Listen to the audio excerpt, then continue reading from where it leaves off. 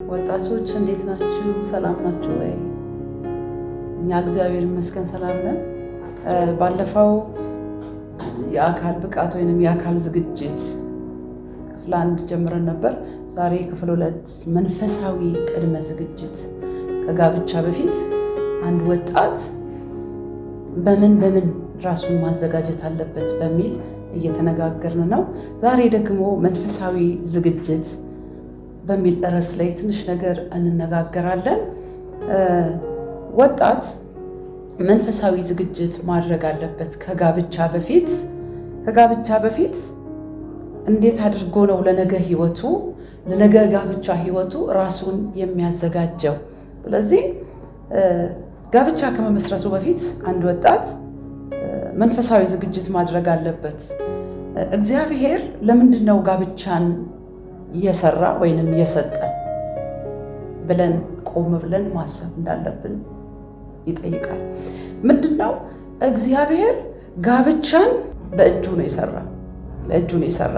ስለዚህ ጋብቻ ክቡር እንደሆነ ወጣቶች የጋብቻን ክቡርነት አውቀው ነው ወደ ትዳር ዓለም መግባት ያለባቸው። ወደ ትዳር ዓለም ከመግባታቸው በፊት ለምንድን ነው እግዚአብሔር ጋብቻን የሰራ ብለው ራሳቸውን መጠየቅ አለባቸው።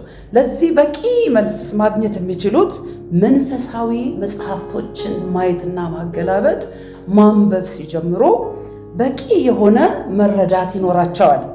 ዝግጅት ያደርጋሉ። ምንድነው? እግዚአብሔር በጋብቻ ውስጥ የሚጠላቸው ነገሮች ደግሞ ምንድን ናቸው?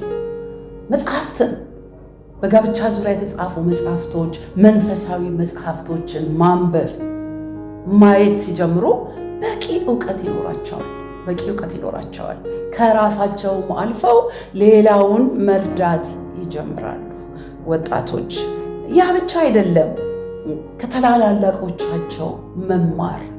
እኔ ብዙ ጊዜ ወጣቶች ሁሉ ነገር የሚያውቁ ሁሉ ነገር የጨረሱ ነገር ይመስላል። ወጣትነት እድሜ ላይ እንደዛ ያደርጋል።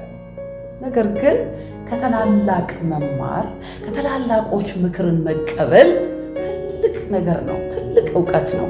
ስለዚህ መጽሐፍቶችን በደንብ አድርገን ስናይ ትልቅ እውቀት ለትዳር ይኖረናል።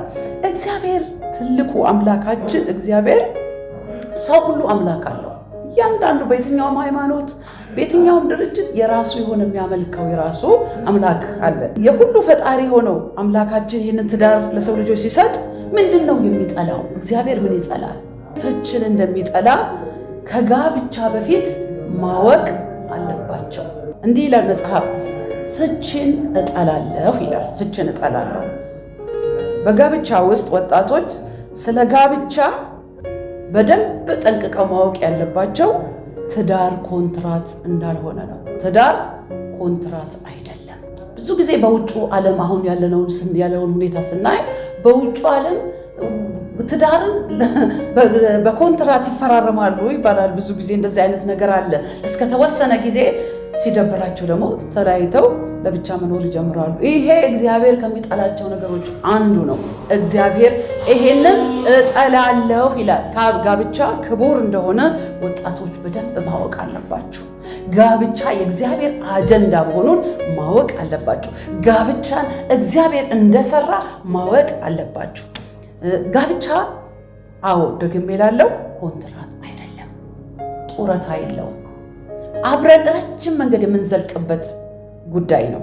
ስለዚህ ከመግባታችን በፊት የስነ ልቦና ዝግጅት በአይምሯችን መዘጋጀት አለብን። በቃ የስነ ልቦና ዝግጅት ያስፈልጋል። ለምን? በትዳር ውስጥ እንኳን ቻሌንጅ የሆነ ነገር እንኳን ቢገጥማችሁ ያንን ነገር ለማለፍ ቻሌንጅ ለማድረግ ዝግጅት ይጠይቃል። ምክር ከጋብቻ አማካሪዎች ሄዳችሁ ምክርን መቀበል። የጋብቻ ትምህርት ደግሞ ሳትማሩ በተአምር ወደ ጋብቻ ውስጥ እንዳትገቡ ይህንን እንመክራችኋለን። ምክንያቱም የወላችሁ ወደኛ ቢሮ አንዳንድ የተጋጩ ቤተሰብ ሲመጡ እንደሚሉ ልንገራችሁ፣ እኛ እኮ የጋብቻ እውቀት የለንም። የጋብቻ እውቀት ስለሌለን ለዚህ ተጋልጠናል። ብዙ ዓመት ግን አብረን ኖረናል። ግን የጋብቻ እውቀት የለንም ይላሉ። እውቀት ወሳኝ ነው። እግዚአብሔር ደግሞ እድል ሰጥቷቸዋል። በብዙ ነገር በመጽሐፍቶች ብትሉ በተለያየ ኢንተርኔቶች ላይ ብዙ ነገር አሁን እየተለቀቀ መማር፣ ማየት፣ ማድመጥ፣ ምክርን መቀበል ነገ የከበረ ህይወት የከበረ ትዳር እንዲኖራችሁ ያደርጋል። ወጣቶች ራሳችሁን ማብቃት አለባችሁ። በቃ ዝም ብላችሁ ስለተዋደዳችሁ ብቻ ተያይዛችሁ አትግቡ። ምክንያቱም ቤታችሁ ነገ ሰላም ይሆናል።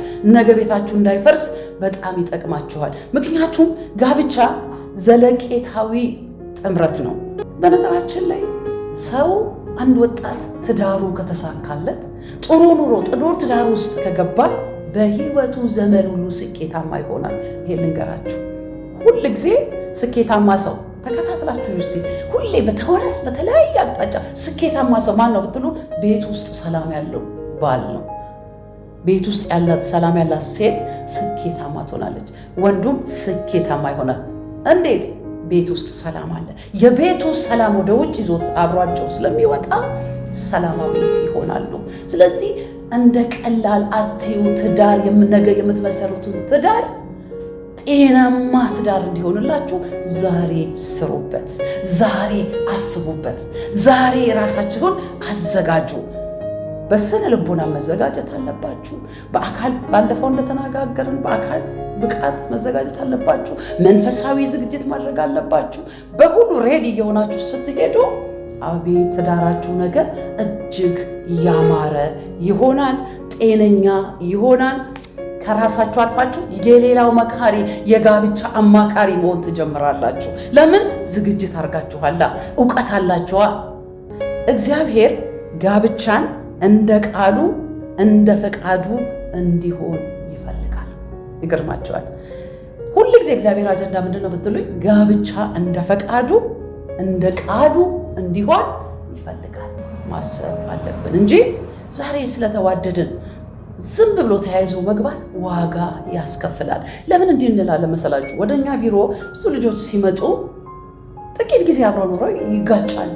የመጋጨታቸው ምክንያት እውቀት የላቸው፣ ምክር የላቸው። ከታላላቆች ከአባቶች ከታላላቆች ከጋብቻ አማካሪዎች ምክር የላቸውም። ከዚያ የተነሳ ትልቅ ችግር ውስጥ ይገባሉ። ስለዚህ ከታላላቆች ምክር መቀበል፣ የጋብቻ ትምህርት መማር፣ ራስን ማዘጋጀት፣ መጽሐፍ ስለ ጋብቻ ምን ይላል ብሎ መጽሐፍትን ማየት፣ መረዳት፣ አእምሮን ማዘጋጀት፣ ራስን ሰጥቶ መዘጋጀትን ደግሞ ይጠይቃል። ራስን መስጠት ይጠይቃል። ትዳር ማለት እኮ እግዚአብሔር ራሱ ያቆመው ጉዳይ ስለሆነ መለኮታዊ ነው። ስለዚህ ወጣቶች በጣም እንድታስቡበት እንፈልጋለን።